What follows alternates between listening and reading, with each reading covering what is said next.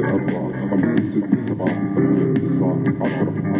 يا رب شهد للعشرة، أسرع واحد بمنت الكشرة. مفكرش مرتين بس مرة، بطلت أشرح لأنه أشرف للروح. مهد حيلي وأنا أحكي لساته بس بلوم، وأنا أخطأ صح بس بعرف.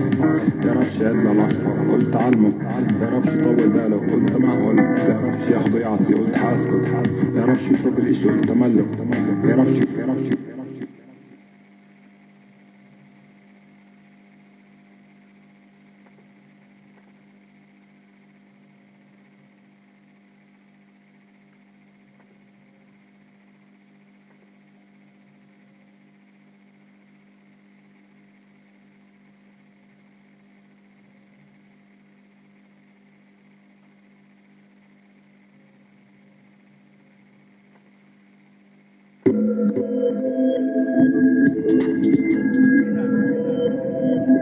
Assalamu alaikum. My name is Adana. I am here in the village of Da'wah, the unrecognized village of Da'wah in the North. I will tell you the events that happened to me. Firstly, I am a Palestinian Bedouin living in this land. I have seen and suffered the discrimination and racism that these people behind me show us and treat us every single day. Today, the protest started peacefully at the entrance of Da'wah village, where the men and women gathered protesting for their rights because the Israeli apartheid is trying to rip their homes from them, is trying to take their homes away, is trying to take this land, their plans. Look behind me, look what is happening here. This is apartheid. This is not a democracy. The protest started peacefully. Nobody was harmed. We were chanting, we were talking. It is our right.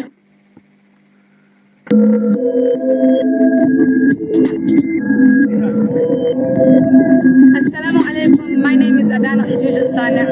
I am here in the village of Da'wah, the unrecognized village of Da'wah in the North. I will tell you the events that happened to me. Firstly, I am a Palestinian Bedouin living in this land. I have seen and suffered the discrimination and racism that these people behind me show us and treat us every single day. Today, the protest started peacefully at the entrance of Da'wah village, where the men and women gathered protesting for their rights because the Israeli apartheid is trying to rip their homes from them, is trying to take their homes away, is trying to take this land, their plans. Look behind me, look what is happening here. This is apartheid. This is not a democracy. The protest started peacefully. Nobody was harmed. We were chanting, we were talking. It is our right to protest for what we believe in today as Palestinian Bedouins living in occupied Palestine. It is our right, yet they do not give us our right. They treat us like refugees in our own land. This is not their land, this is ours. We have been here before 1948, before Israel became Israel. We are not refugees, this is a family. There is a graveyard here with someone who is 400 years old. A whole generation of death in the graveyard is here. Women getting arrested. A 12-year-old child, a 12-year-old girl getting arrested by these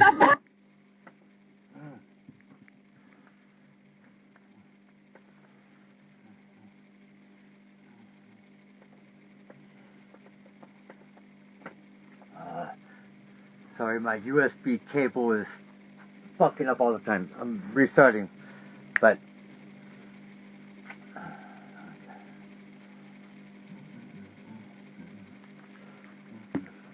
stay tuned in. It's gonna be good. Well, it's gonna be horrible actually, the content. I mean, you know what I mean.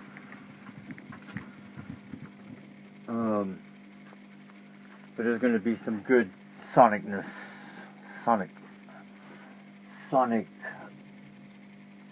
soul, soothing.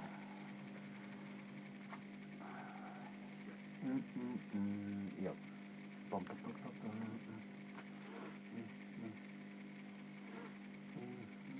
Alright, here we go. Gonna try.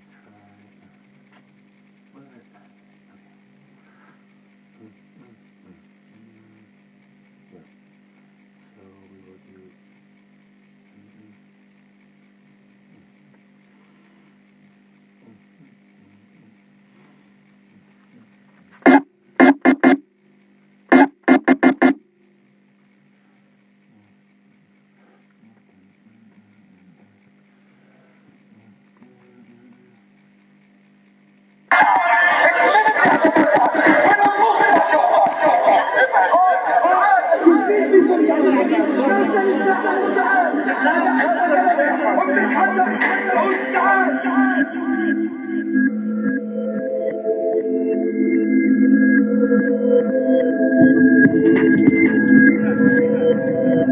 Assalamu alaikum. My name is Adana.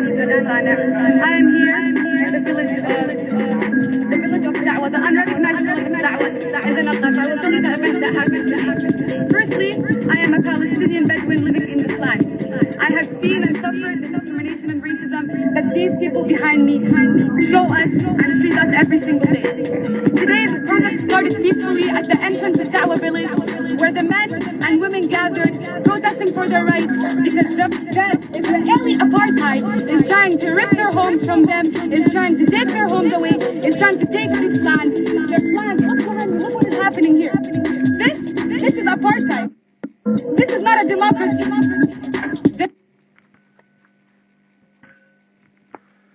See, that's what. Alright. I'm gonna move this real quick because the cord is bent too much, you know. It's fucking, my equipment is complaining because I'm taking it out in the fucking freezing temperatures too goddamn much. Wow, you know, go and climb the river because of the fucking genocide happening, you know what I'm saying? So, fuck that computer. Or fuck this fucking USB mixer, you know what I'm saying? Alright, here we go. You better fucking, alright, here we go. The protest.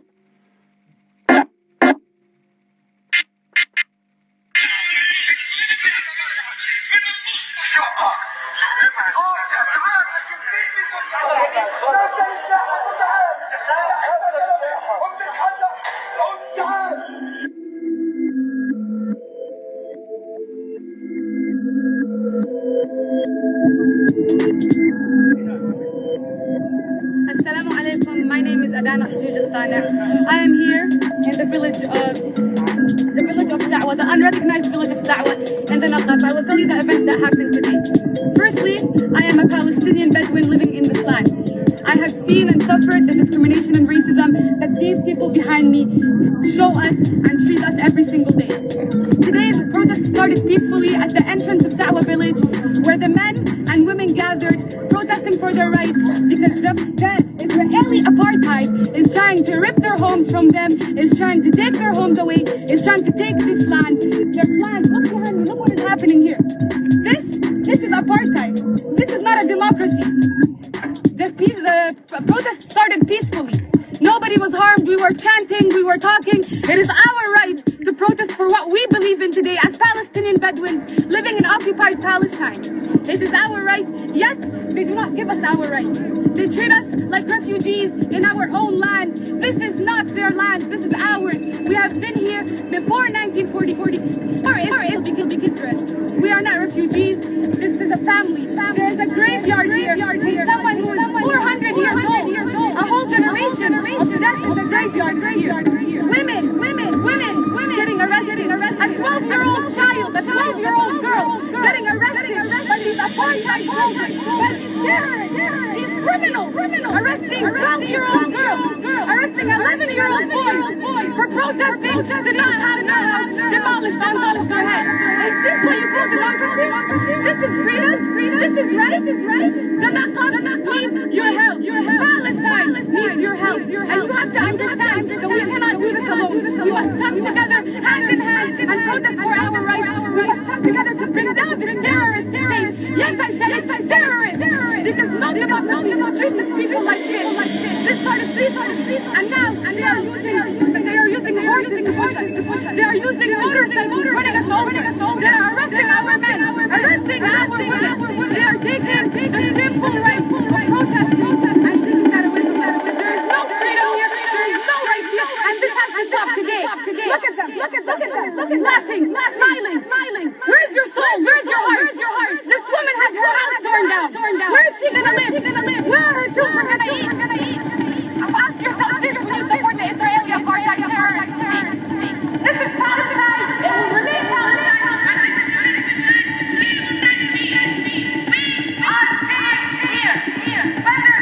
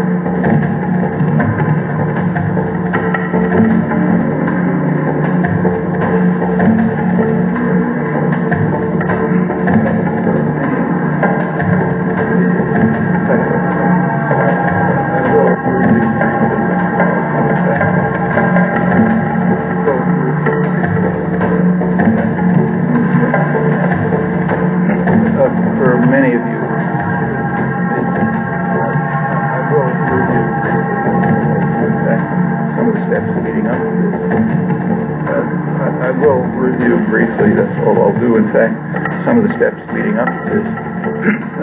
For many of you, this should be familiar. In fact, for everyone, it should be something you learn about in elementary school. So I apologize for saying things that should be at least well known and would be if we value their freedom, but unfortunately are not well known, in fact, barely known. So let me quickly review. As I said, by occupied territories, I will refer to, at the starting point, the effective international border as it was settled in 1949. That border, it's called the Green Line, divides the Palestinian state that was recommended in the UN resolution 2 years earlier. It divides it roughly in two, almost exactly in two. Half of it was taken over by Israel. That part is called Israel and it's not under contention. The other half was taken over by Jordan. That's what's called the West Bank, and that's the part that's under contention. So that partition is essentially finished as far as the international community is concerned. It's not debated.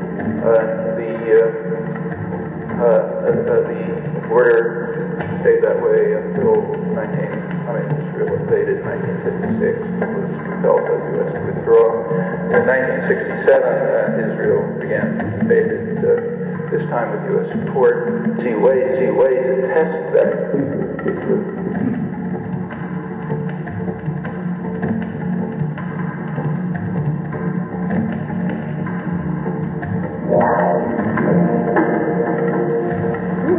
In the matrix, not to recognize Palestinians in struggle for the right to return to their ancestral land in Israel.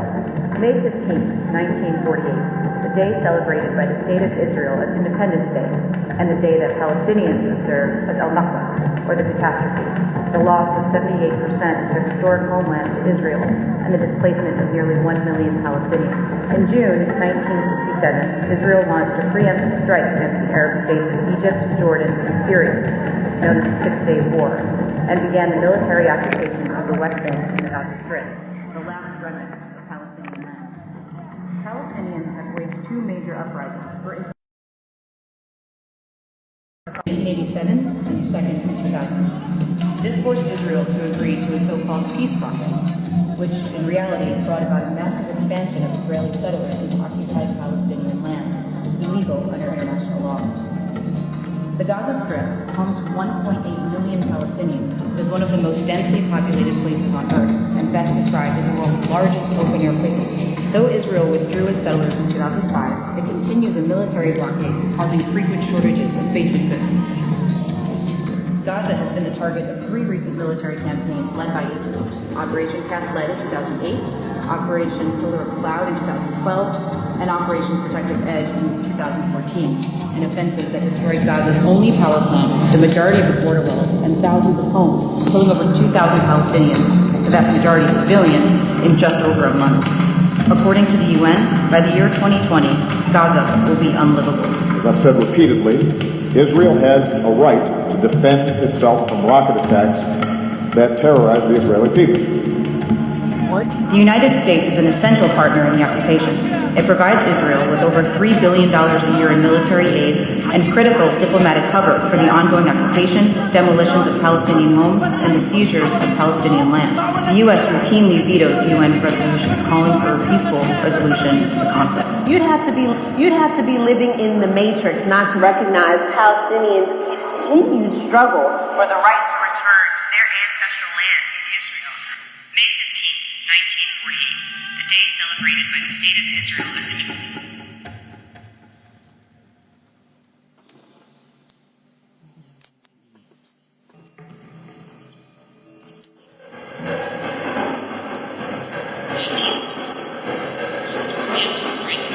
States of Egypt, Jordan, and Syria, known as the Six-Day War, and began the military occupation of the West Bank and the Gaza Strip, the last remnants of Palestinian land. Palestinians reached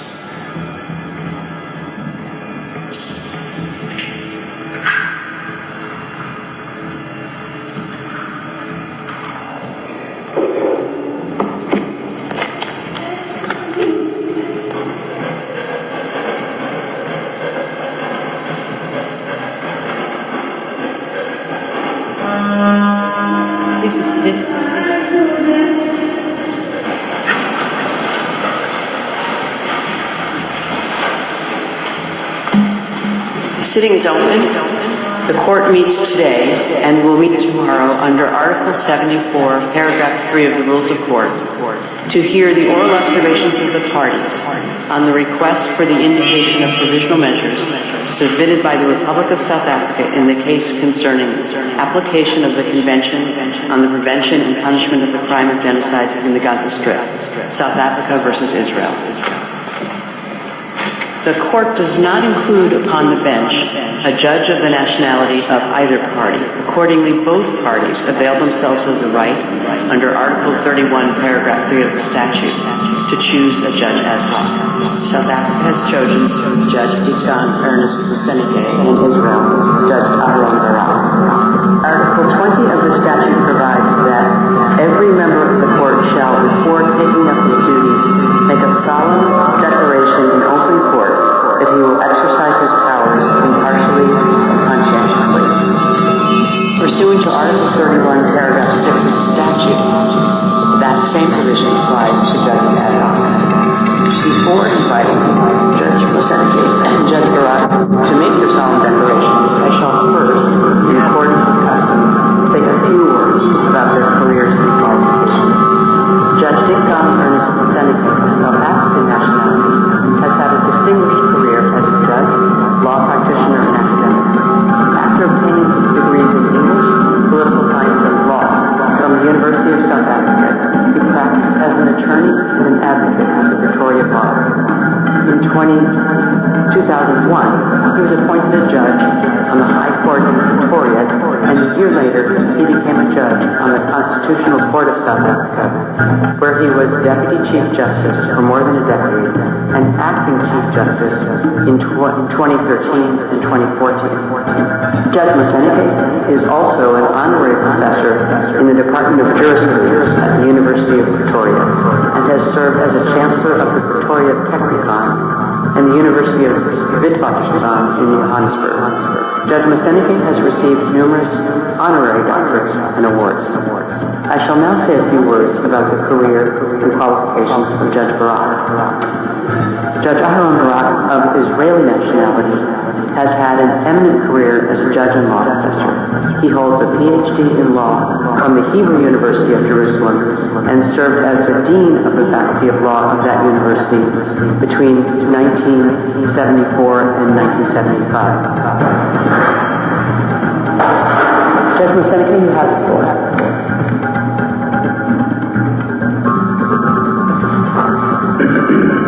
I solemnly declare that I will perform my duties and exercise my powers as a judge honorably, faithfully, impartially, and conscientiously. I thank Judge Moseneke, and I now invite Judge Barak to make the solemn declaration prescribed by the statute. Judge Barak, you have the floor. I solemnly declare that I will perform my duties and exercise my powers as judge honorably, faithfully, impartially, and consciously. I thank you, Judge Barak. Please be seated. I take note of the solemn declarations made by Judge Ad hoc Moseneke and Judge Ad hoc Barak, and I declare them duly installed as judges ad hoc in the case concerning application of the Convention on the Prevention and Punishment of the Crime of Genocide in the Gaza Strip, South Africa versus Israel. I shall now recall the principal steps of the procedure in the case. On 29 December 2023, the government of South Africa filed in the Registry of the Court an application instituting proceedings against the State of Israel, alleging violations by the latter of its obligations under the 1948 Convention on the Prevention and Punishment of the Crime of Genocide. I shall refer to this convention as the Genocide Convention. To found the jurisdiction of the court, South Africa invokes Article 36, Paragraph 1 of the Statute of the Court and Article 9 of the Genocide Convention.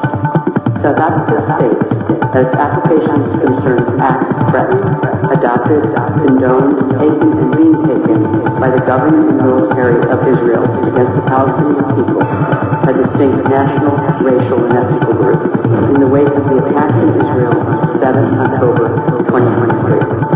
South Africa contends that the acts and omissions by Israel of which it complains are genocidal in character because, I quote, they are intended to bring about the destruction of a substantial part of the Palestinian national, racial, and ethnic group, that being the part of the Palestinian group in the Gaza Strip, end quote. South Africa asserts that the relevant acts are attributable to Israel, which has failed to prevent genocide and is committing genocide, and which has also violated and continues to violate other fundamental obligations under the Genocide Convention. The application contains a request for the indication of provisional measures pursuant to Article 41 of the Statute of the Court and Articles 73, 74, and 75 of the Rules of the Court. According to South Africa, I quote, provisional measures are necessary in this case to protect against further severe and irreparable harm to the rights of the Palestinian people under the Genocide Convention, which continue to be violated with impunity. South Africa requests that the court indicate provisional measures to protect and preserve those rights, as well as its own rights under the Convention, and to prevent any aggravation or extension of the dispute pending the determination of the merits of the issues raised by the application. End of quote. The registrar will now read out the passage from the request specifying the provisional measures which the government of South Africa is asking the court to indicate. You have the floor, Mr. Registrar. Thank you, Madam President. I quote, 1. The State of Israel shall immediately suspend its military operations in and against Gaza. 2. The State of Israel shall ensure that any military or irregular armed units which may be directed, supported, or influenced by it, as well as any organizations and persons which may be subject to its control, direction, or influence, take no steps in furtherance of the military operation referred to point 1 above. 3. The Republic of South Africa and the State of Israel shall each, in accordance with their obligations under the Convention on the Prevention and Punishment of Crime of Genocide, in relation to the Palestinian people, take all reasonable measures within their power to prevent genocide. 4. The State of Israel shall, in accordance with its obligation under the Convention on the Prevention and Punishment of the Crime of Genocide, in relation to the Palestinian people as a group protected by the Convention on the Prevention and Punishment of the Crime of Genocide, desist from the commission of any and all acts within the scope of Article 2 of the Convention, in particular, A. Killing members of the group, B. Causing serious bodily or mental harm to the members of the group, C. Deliberately inflicting on the group conditions of life calculated to bring about its physical destruction in all or in part, and D. Imposing measures intended to prevent births within the group. 5. The State of Israel shall, pursuant to point 4c above, in relation to Palestinians, desist from and take all measures within its power, including the rescinding of relevant orders of restriction and or of prohibitions to prevent A. The expulsion and forced displacement from their homes, B. The deprivation of B1. Access to adequate food and water, B2. Access to humanitarian assistance, including access to adequate fuel, shelter, clothes, hygiene, and sanitation, B3. Medical supplies and assistance, and C. The destruction of Palestinian life in Gaza. 6. The State of Israel shall, in relation to Palestinians, ensure that its military as well as any irregular armed units or individuals which may be directed, supported, or otherwise influenced by it, and any organizations and persons which may be subject to its control, direction, or influence, do not commit any act described in 4 and 5 above, or engage in direct and public incitement to commit genocide, conspiracy to commit genocide, attempt to commit genocide, or complicity in genocide. And insofar as they do engage therein, that steps are taken towards their punishment pursuant to Articles 1, 2, 3, and 4 of the Convention on the Prevention and Punishment of the Crime of Genocide.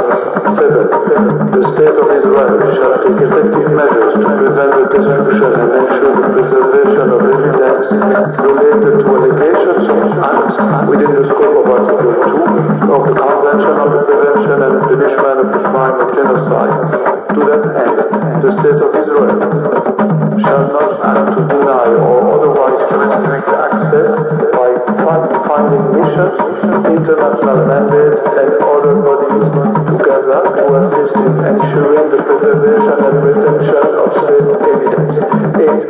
The State of Israel shall submit a report to the court on all measures taken to give effect to this order within 1 week, as from the date of this order, and thereafter at such regular intervals as the court shall order, until the final decision of the case is rendered by the court. 9. The State of Israel shall refrain from any action and shall ensure that no action is taken which might aggravate or extend the dispute before the court or make it more difficult to resolve. End of quote. Immediately after the application containing the request for the indication of provisional measures was filed, the Deputy Registrar transmitted an original copy thereof to the government. He also notified the Secretary General of the United Nations. According to Article 7, paragraph 1 of the report, a request for the indication of provisional measures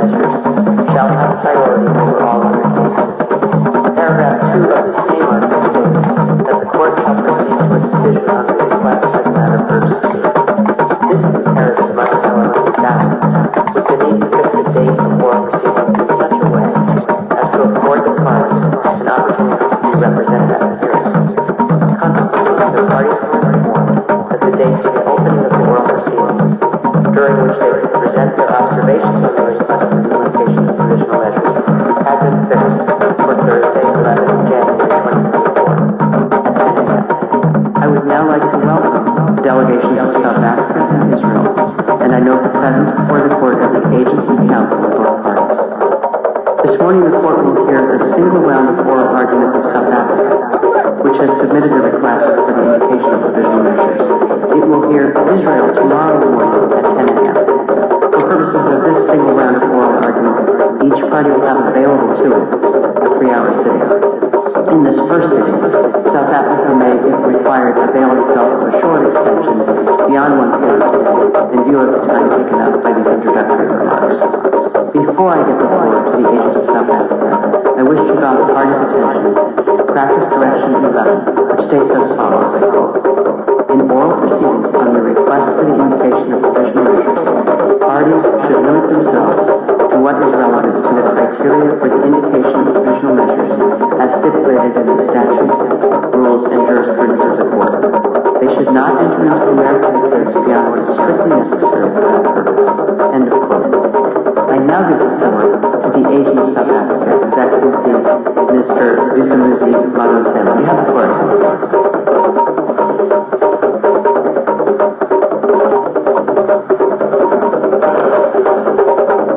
Madam President, distinguished members of the court, it is an honor and a privilege for me to appear before you today on behalf of the Republic of South Africa. I wish to express my gratitude to the court for convening this hearing on the earliest possible date to entertain South Africa's request for the invocation of provisional measures in this matter. In our application, South Africa has recognized the ongoing Nakba of the Palestinian people through Israel's colonization since 1948, which has systematically and forcibly dispossessed, displaced, and fragmented the Palestinian people, deliberately denying them the internationally recognized inalienable right to self-determination and their internationally recognized right of return as refugees to their towns and villages in what is now the State of Israel. We are also particularly mindful of Israel's institutionalized regime of discriminatory laws, policies and practices designed and maintained to establish domination, subjecting the Palestinian people to apartheid on both sides of the Green Line. Decades-long impunity for widespread and systematic human rights violations has emboldened Israel in its recurrent and intensification of international crimes in Palestine.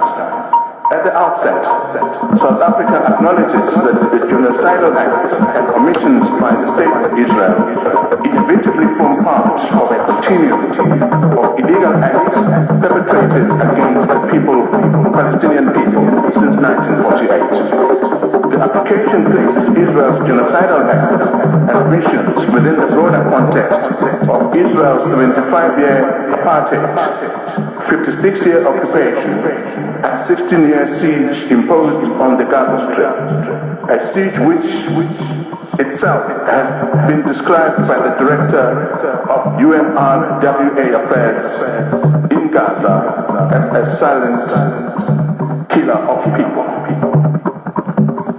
As the Committee on the Elimination of Racial Discrimination warned on December 21st, hate speech and dehumanizing discourse targeted at Palestinians is raising severe concerns regarding Israel and other states' parties' obligation to prevent crimes against humanity and genocide in the Gaza Strip. This warning has been followed by a succession of warnings, including by 37 United Nations special rapporteurs of the failure of the international system to mobilize to prevent genocide in Gaza. Today, we are joined in court by representatives of the Palestinian state, the Palestinians who work in the fields of human rights, including the residents of Gaza who were in Gaza just a few days ago. They are some of the lucky ones who managed to get out of Gaza. The future and the future of their fellow Palestinians who are still in Gaza depends on the decision this court will make on this matter. With the leave of the court, I now call upon His Excellency Mr. Ronald Lamola, Minister of Justice of the Republic of South Africa, to make South Africa's substantive opening remarks.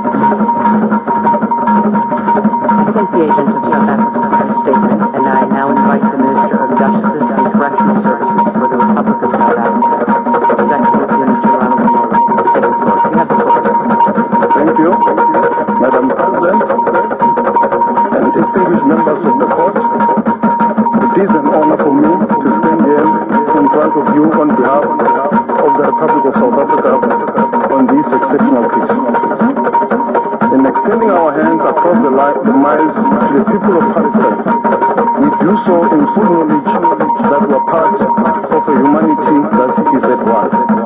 These were the words of our founding president, Nelson Mandela. This is the spirit in which South Africa acceded to the convention on the prevention and punishment of crime of genocide in 1998. This is the spirit in which we approach this court as the contracting party to the convention. This is a commitment we owe to the people of Palestine and Israelis alike. As previously mentioned, the violence and the destruction in Palestine and Israel did not begin on the 7th of October 2023. The Palestinians have experienced systematic oppression and violence for the last 76 years. On 6 October 2023 and every day since October the 7th, 2023. In the Gaza Strip, at least since 2004, Israel continues to exercise control over the airspace, territorial waters, land crossing, water, electricity, and civilian infrastructure, as well as over key government functions. Entry and exit by air and sea to Gaza is strictly prohibited, with Israel operating the only two crossing points. Given that continuing effective control by Israel and over the territory of Gaza, Israel is still considered by international community to be under belligerent occupation by Israel. South Africa unequivocally condemned the targeting of civilians by Hamas and other Palestinian armed groups and the taking of hostages on the 7th of October 2023. And has again expressly recorded these condemnations, mostly recently in its note verbal to Israel on the 21st of December 2023. That said, no armed attack on a state territory, no matter how serious, even an attack involving atrocity crimes, can provide any justification for or defense to breaches to the convention, whether as a matter of law or morality. Israel's response to the 7th of October 2023 attack has crossed this line and give rise to the breaches of the convention. Faced with such evidence and our duty to do what we can do to prevent genocide, as contained in Article 1 of the convention, the South African government initiated this case. South Africa welcomes the fact that Israel has engaged with the case in order to have the matter resolved by the court, after careful and objective consideration of the facts and submission put before it, as the parties to the convention have intended. This hearing is concerned with South Africa's request to the court for the indication of provisional measures and will necessarily have a narrow and particular focus. I invoke the words of Martin Luther King when he said, "The arc of the moral of the universe is long, always bending towards justice." South Africa's case will be presented by a team of 6 legal counsels, comprising of Dr. Adila Assim, Mr. Tembeka Nzugaitobi, Professor John Dugat, Ms. Blim Lekron, Mr. Max Dubris, and Professor Vagan Low. Dr. Adila Assim, Senior Counsel, will provide an overview of the risk of genocidal acts in the perpetual vulnerability to acts of genocide. Mr. Tembeka Nzugaitobi, Senior Counsel, will examine Israel's alleged genocidal intent. Professor John Dugat, Senior Counsel, will focus on the prima facie jurisdiction. Professor Max Duplessis, Senior Counsel, will discuss the various rights currently under threat. Blini Crow, King's Counsel, will present the argument of agency and potential irreparable harm. And Professor Vagan Low, King's Counsel, will speak on the provisional measures. I now request, Madam President, the court to call on Dr. Assim. I thank you. His Excellency, Mr. Lamola, and I now invite Ms. Adila Assim to address the court. Have the floor, Madam.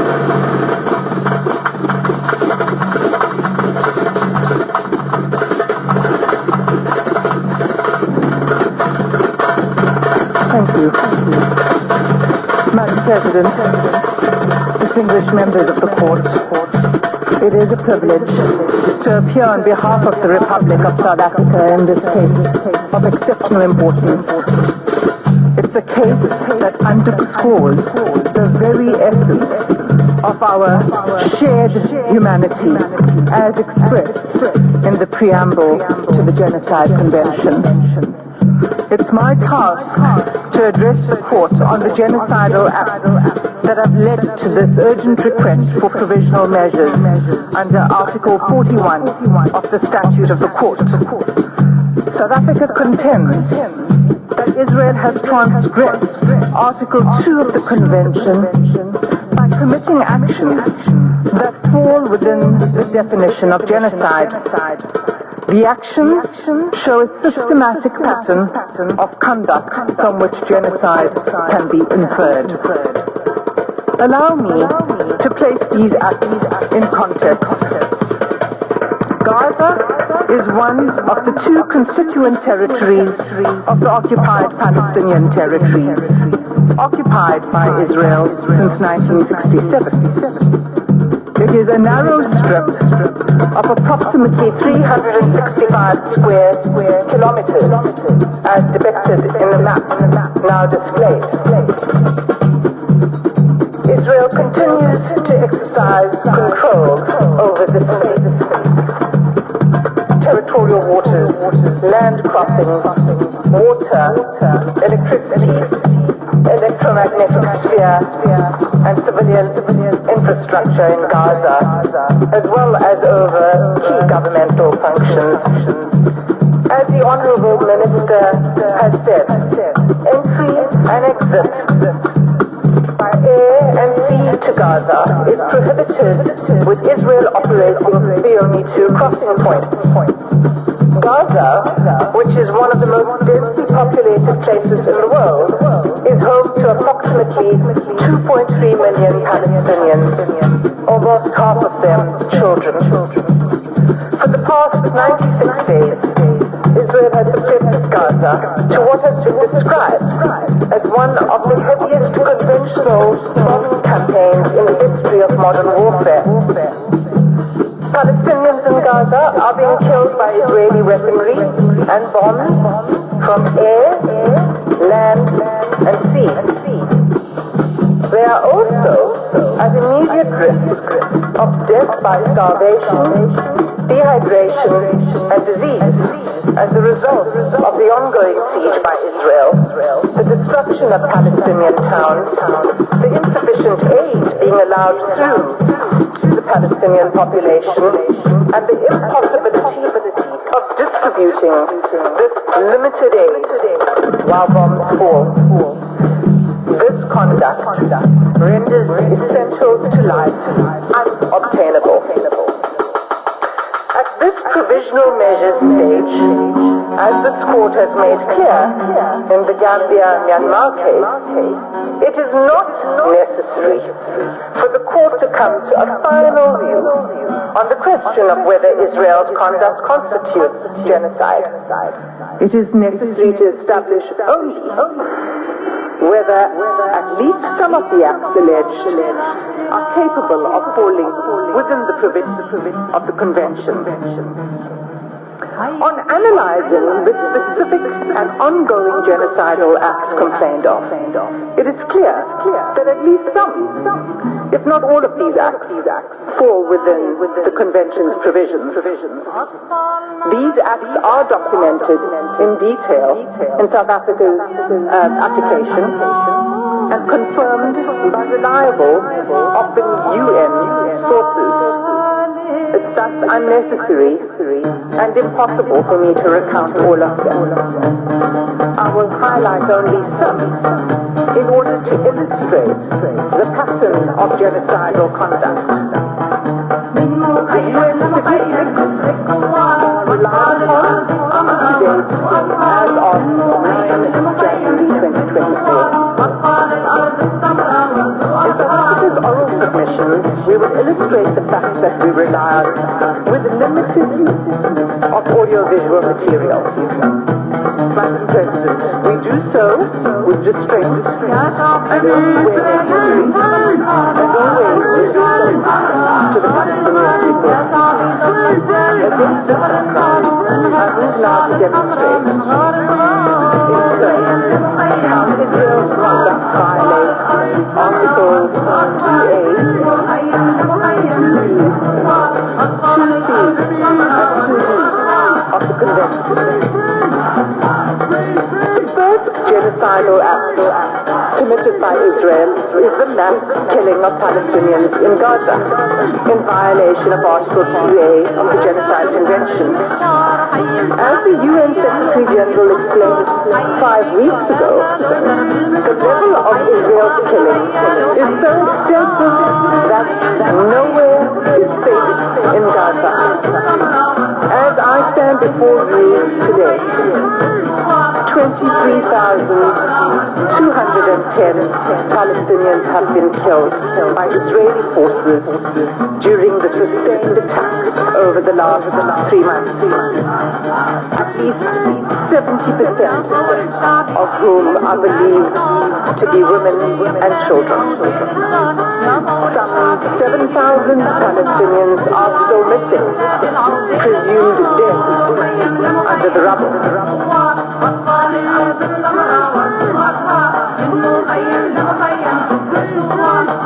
Palestinians in Gaza are subjected to relentless bombing wherever they go.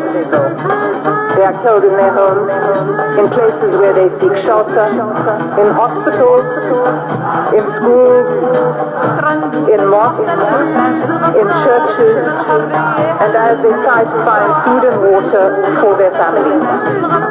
They have been killed if they failed to evacuate in the places to which they have fled, and even while they attempted to flee along Israeli-declared safe routes. The level of killing is so extensive that those whose bodies are found are buried in mass graves, often unidentified. In the first 3 weeks alone, following 7 October, Israel deployed 6,000 bombs per week. At least 200 times it has deployed 2,000-pound bombs in southern areas of Palestine designated as safe. These bombs have also decimated the north, including refugee camps. 2,000-pound bombs are some of the biggest and most destructive bombs available. They are dropped by lethal fighter jets that are used to strike targets on the ground by one of the world's most resourced armies. Israel has killed an unparalleled and unprecedented number of civilians, with the full knowledge of how many civilian lives each bomb will take.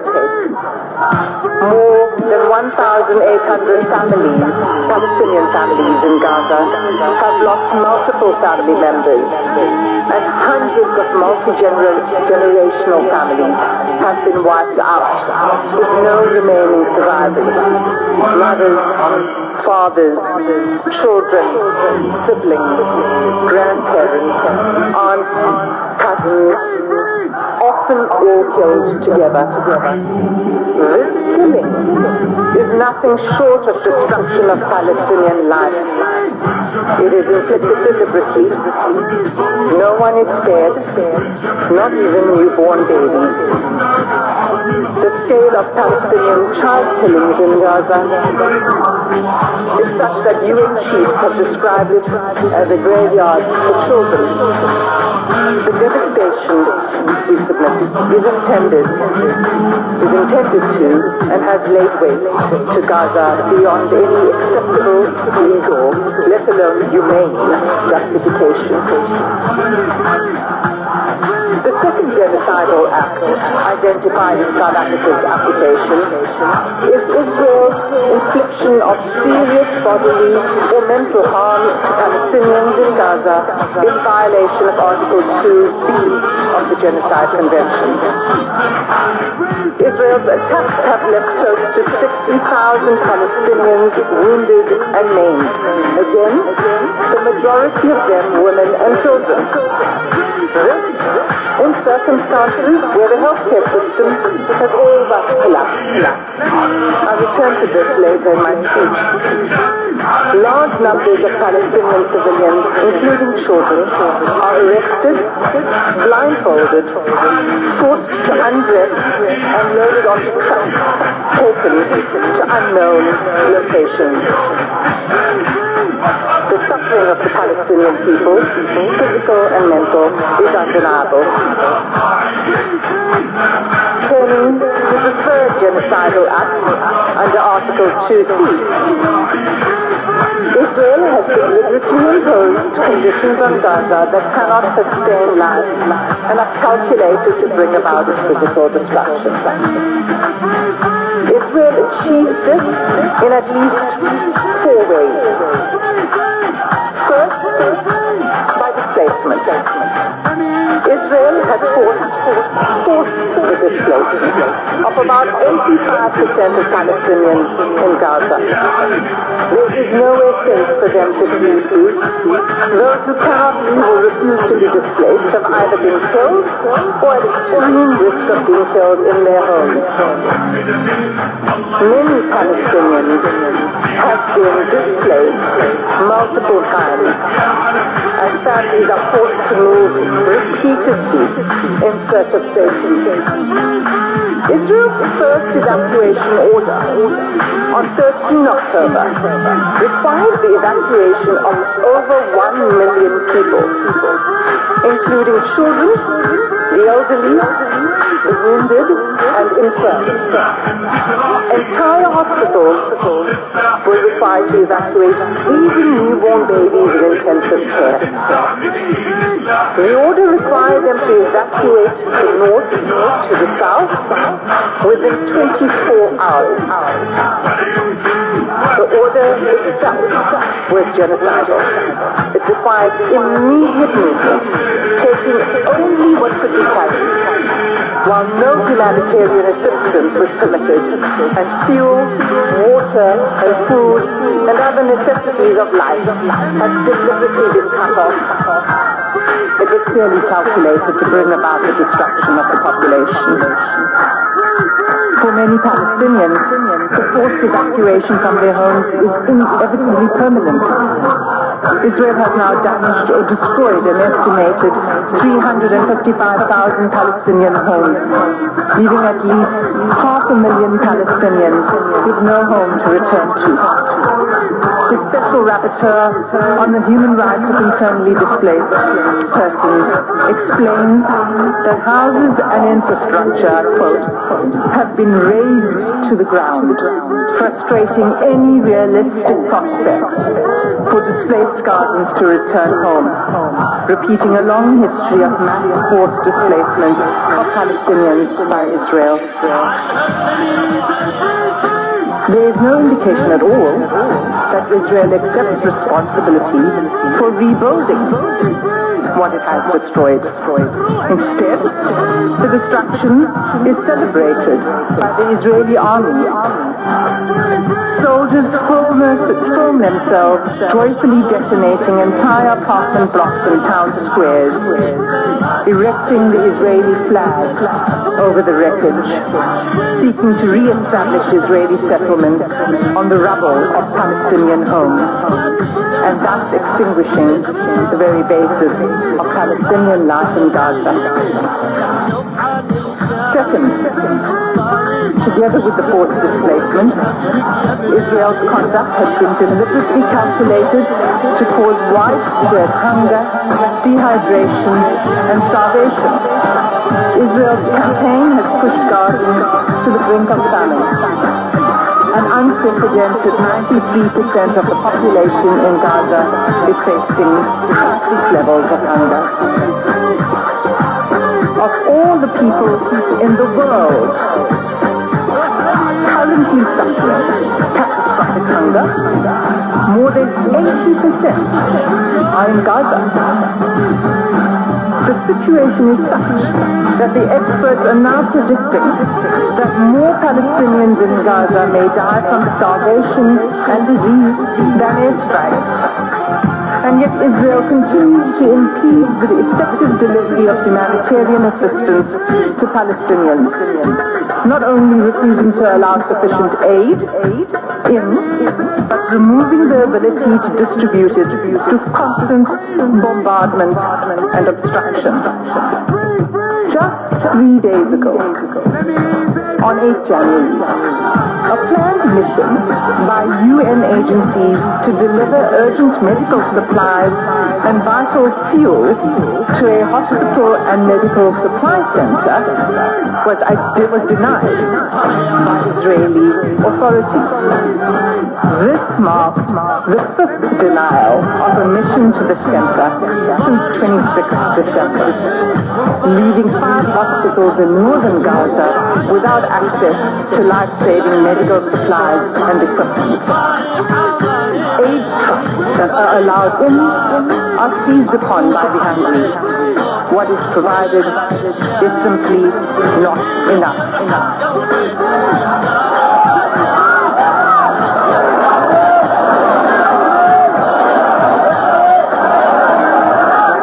Members of the court, this is an image of an aid truck arriving in Gaza. Third, Israel has deliberately inflicted conditions in which Palestinians in Gaza are denied adequate shelter, clothes, or sanitation. For weeks, there have been acute shortages of clothes, bedding, blankets, and critical non-food items. Clean water is all but gone, leaving far below the amount required to safely drink, clean, and cook. Accordingly, the WHO has stated that Gaza is experiencing soaring rates of infectious disease outbreaks. Cases of diarrhea in children under 5 years of age have increased 2,000% since hostilities began.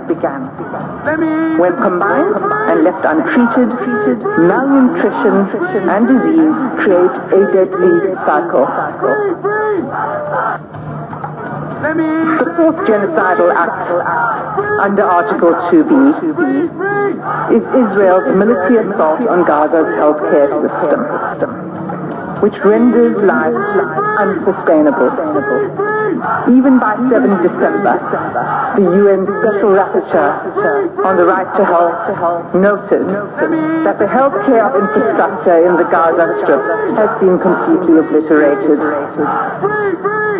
Those wounded by Israel in Gaza are being deprived of life-saving medical care. Gaza's healthcare system, already crippled by years of blockade and prior attacks by Israel, is unable to cope with the sheer scale of the injuries. Finally, the UN Special Rapporteur on Violence Against Women and Girls has pointed to acts committed by Israel that would fall under the 4th category of genocidal acts in Article 2D of the Convention.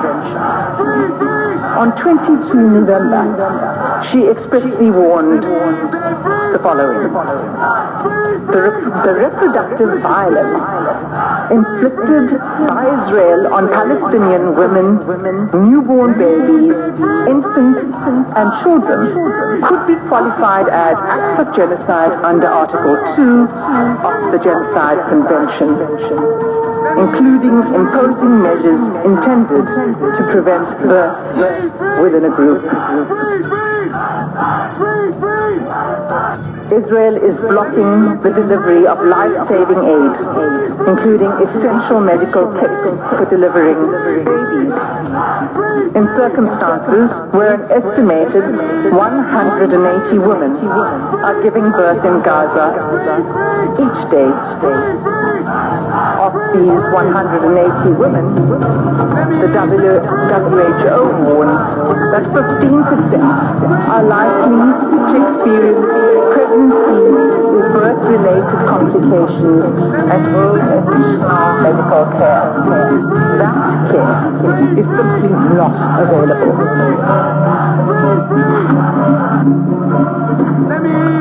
In sum, Madam President, all of these acts, individually and collectively, form a calculated pattern of conduct by Israel, indicating a genocidal intent. This intent is evident from Israel's conduct in specially targeting Palestinians living in Gaza, using weaponry that causes large-scale homicidal destruction, as well as targeted sniping of civilians, designating safe zones for Palestinians to seek refuge, and then bombing these, depriving Palestinians in Gaza of basic needs: food, water, healthcare, fuel, sanitation, and communications, destroying social infrastructure, homes, schools, mosques, churches, hospitals, and killing, seriously injuring, and leaving large numbers of children orphaned. Genocides are never declared in advance.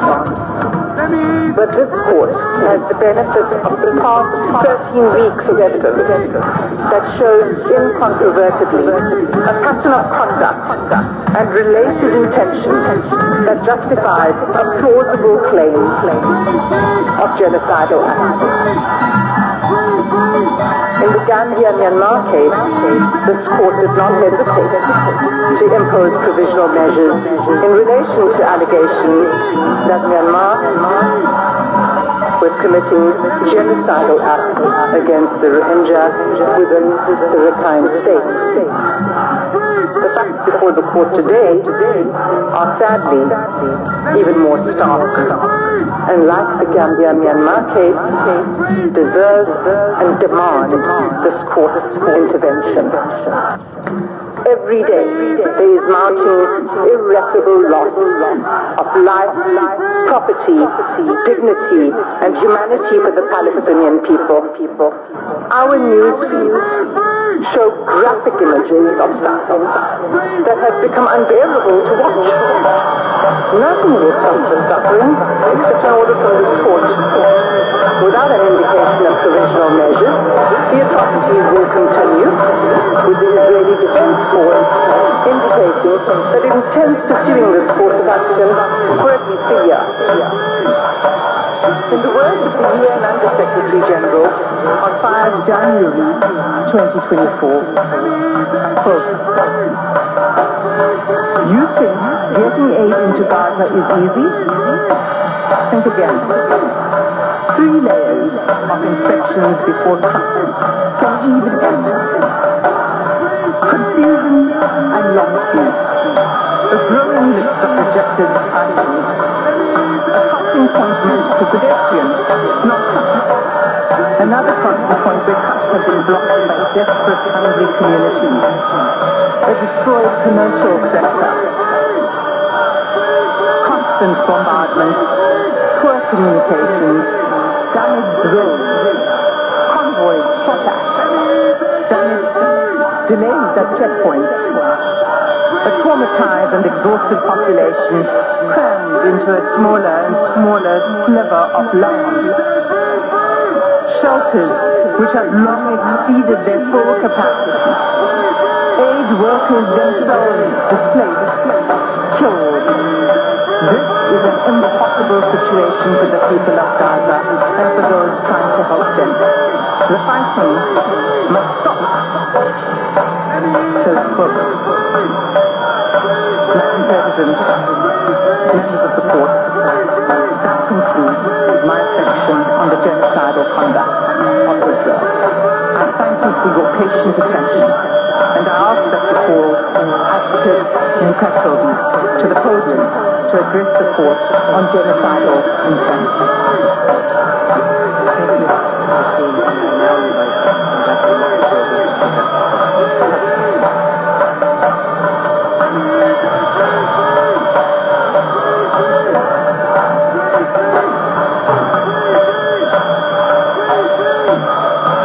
Madam President and distinguished members of the court, it is a privilege to appear before the court on behalf of South Africa.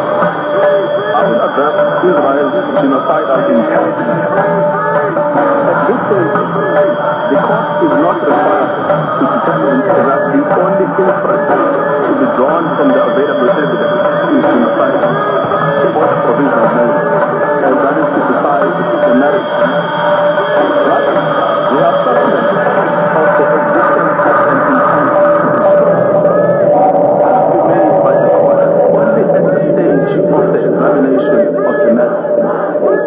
That some of the alleged acts may also amount to atrocities other than genocide does not exclude the finding of plausible acts of genocide. Madam President, South Africa is not alone in drawing attention to Israel's genocidal rhetoric against Palestinians in Gaza.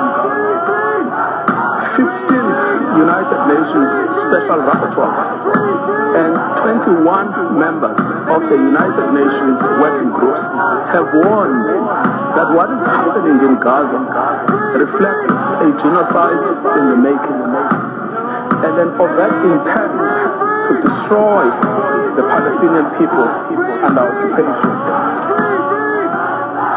Israel has a genocidal intent against the Palestinians in Gaza. That is evident from the way in which Israel's military attack is being conducted, which has been described by Ms. Hassid as siege.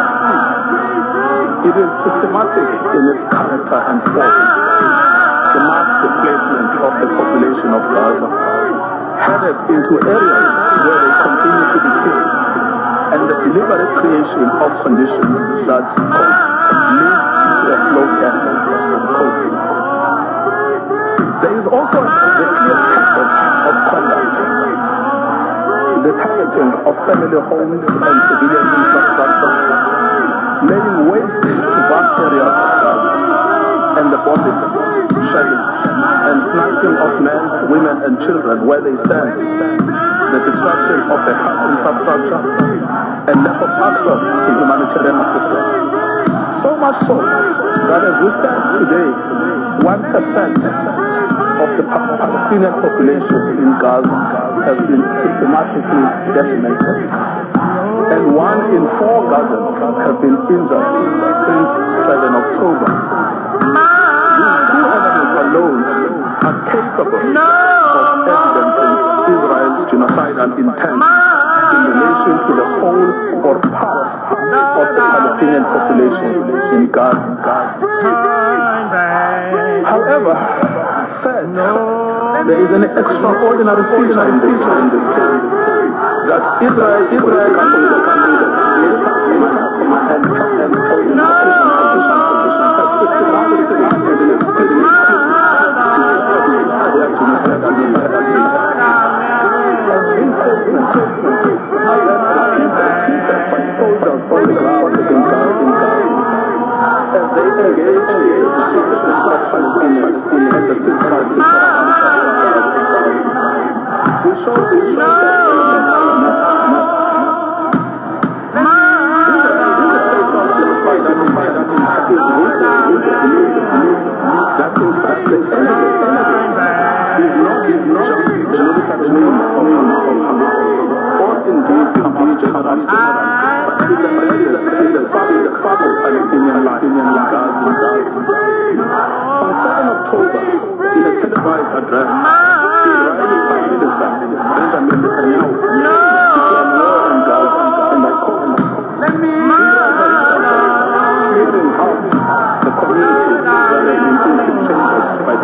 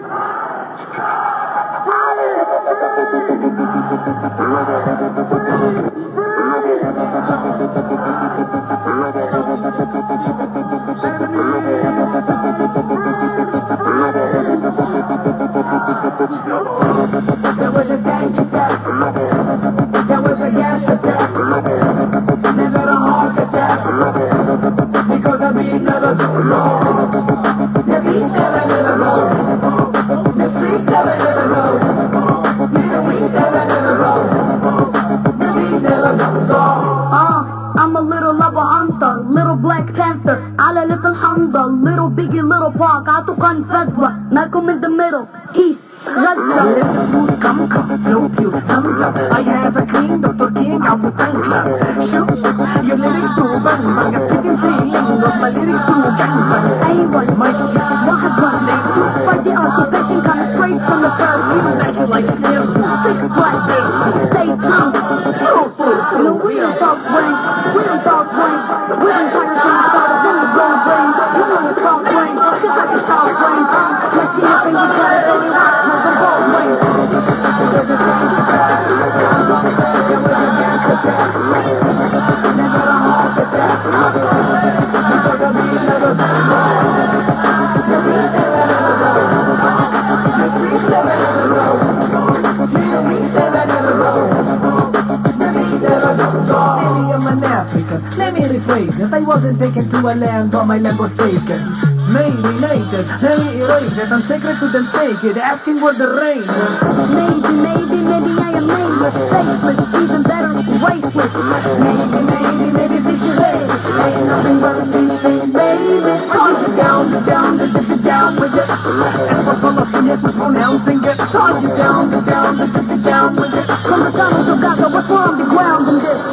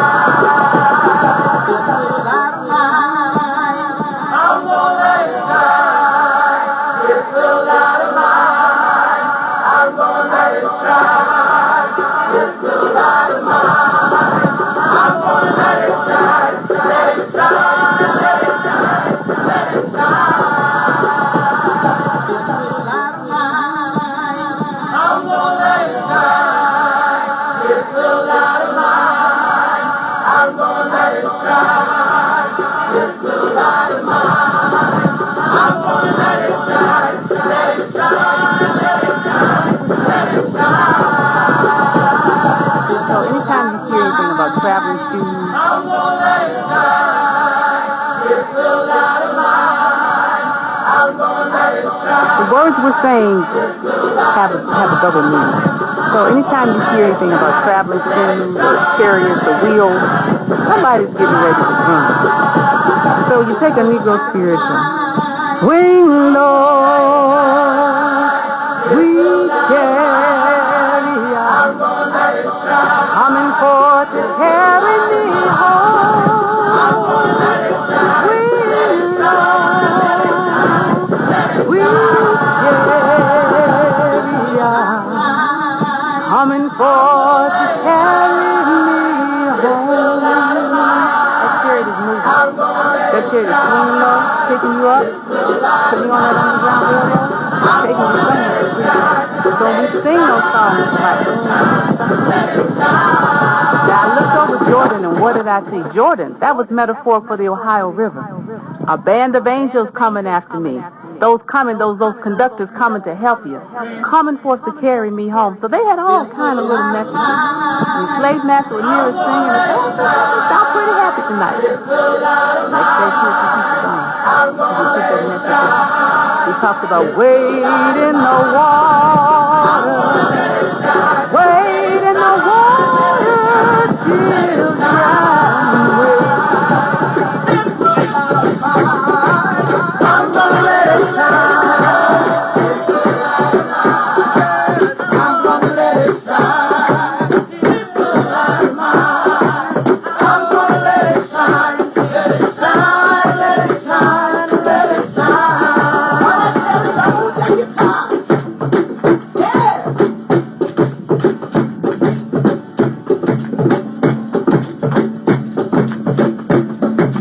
Everywhere I go, I'm gonna let it shine. Everywhere I go, I'm gonna let it shine. Everywhere I go, I'm gonna let it shine. Let it shine, let it shine, let it shine. It's a light of mine. I'm gonna let it shine. It's a light of mine. I'm gonna let it shine. It's a light of mine. I'm gonna let it shine. Let it shine, let it shine, let it shine. I like that.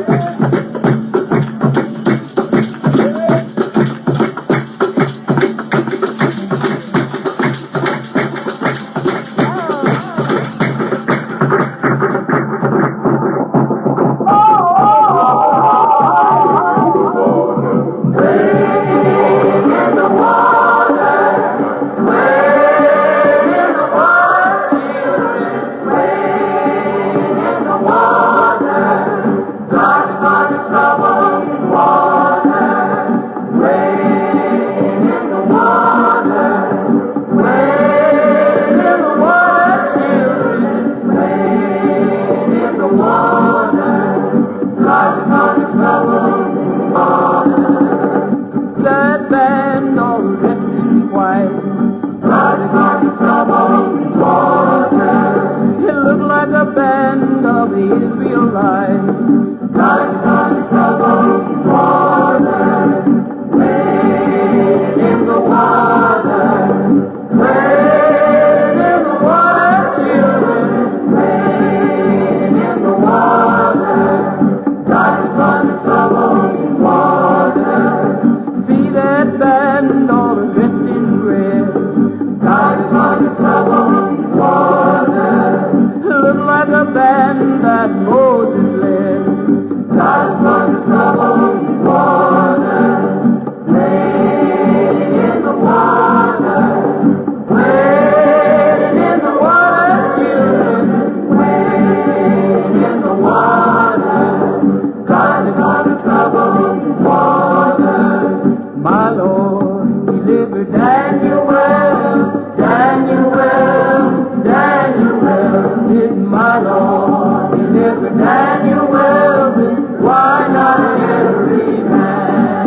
Now did my Lord deliver Daniel? Daniel, Daniel.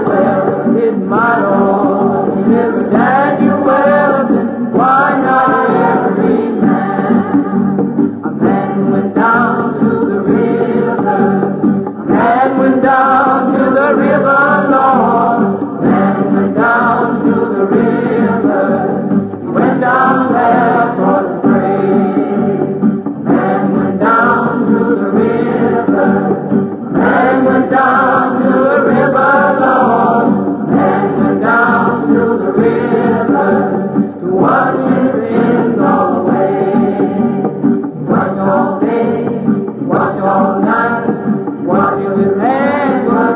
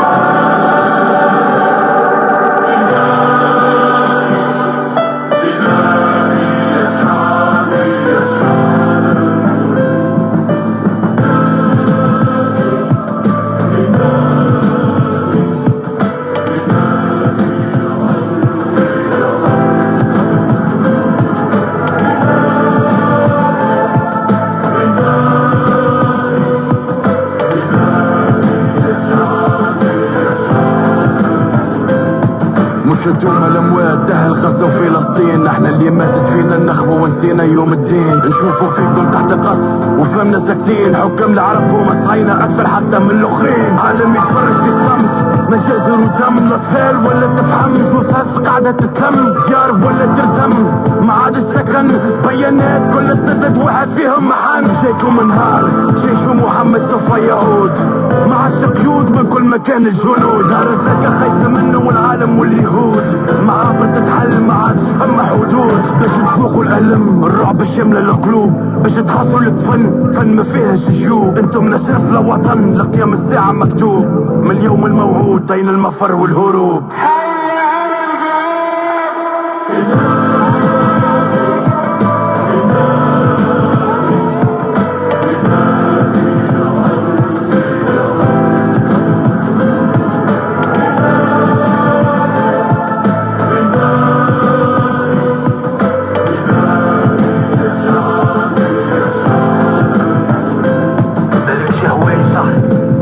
حتى حقوق صغرنا مفردة في الكياس وصواريخ حتى من فوق. عملوا سبة من حماس يحبوا يهجرونا من الارض. لا خلوا سبيطار لا مريض لا مسعف لا ممرض. والميديا الغربية تحرف عالم كونتر فلسطين. يمحو غزة من الوجود الحلم متاع اسحاق رابين. ما لهاتش عندك يا كيان ما وفاش التوفان. ابو عبيدة ولا سبة في تل ابيب وعسقلان. ما لا كملوا في العدوان ما حاشدنا باتفاق. العضو 7 اكتوبر لكان نتنياهو السراق. فجر 200 سبيطار ماناش مسايبين المساحة. ومحتى بالاحجار بالامكانيات المتاحة. في عمرها ما تموت سلم لي على اهل التطبيع. يا خاين وينو حسك يا هوهو كلب مطيع. مصر بدات تتحرك حزب الله من فوق يستنى. محطمين بطبيعتنا نحبوا ندخلوا للجنة.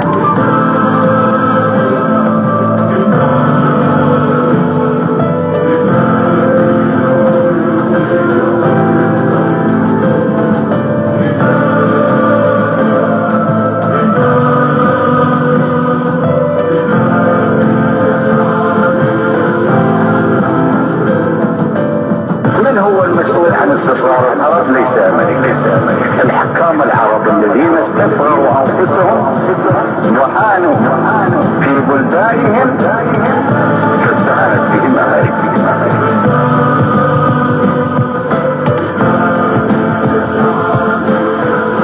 عاش الجهاد وعاشت فازدهرت بهم أمريكا.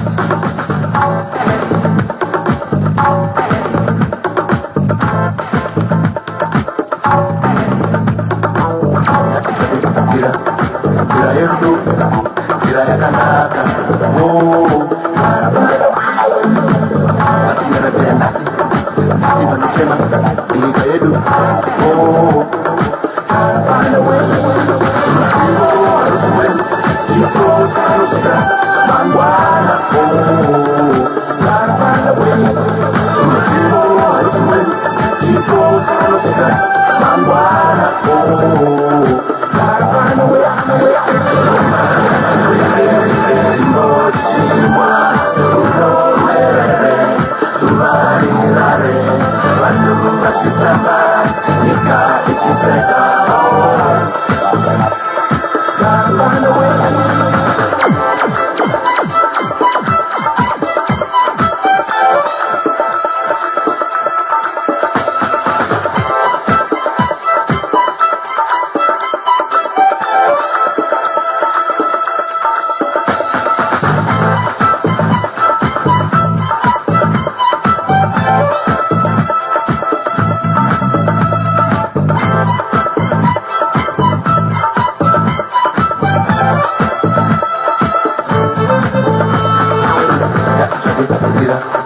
Zira yendu, zira yakanaka. Oh, gotta find a way. Zira zenasi, nasi manuchema, minika yedu. Oh, gotta find a way. Zero swim, chico chano shika, mangwana. Oh, gotta find a way. Zero swim, chico chano shika, mangwana. Oh, gotta find a way. Woman, that's your ring. Timbo, chimwa, udo, urere, subari, rare. Wanu, machitamba, nika, ichiseka. Oh, gotta find a way.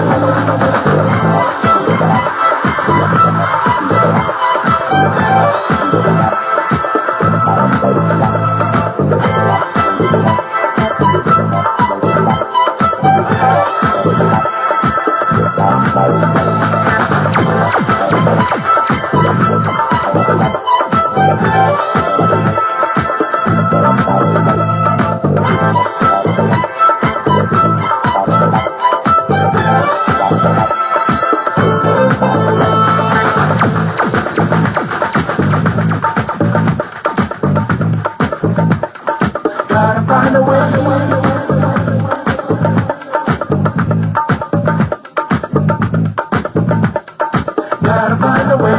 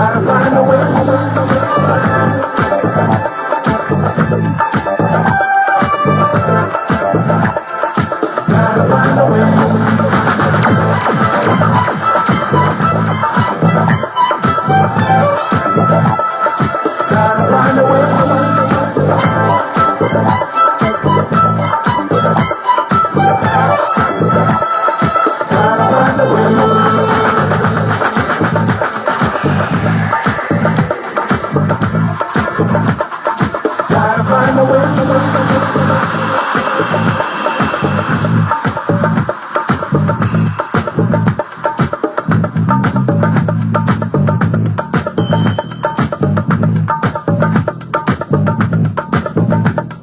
No love, no peace, no shoes on my feet, no home, just a shack where I sleep. Take me back to my life with no shoes over me. When blowing feet, I'm the pride of the place. When blowing feet, carry tears, pain and grief,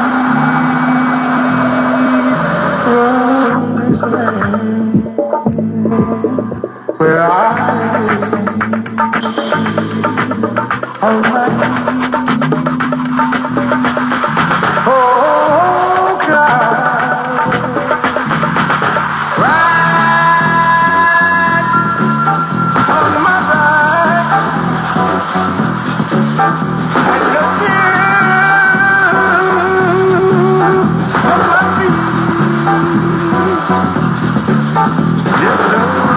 I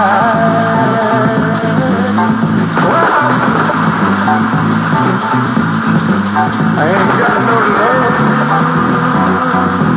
and never no peace. Well, hey, my friend, carry me on your way. Check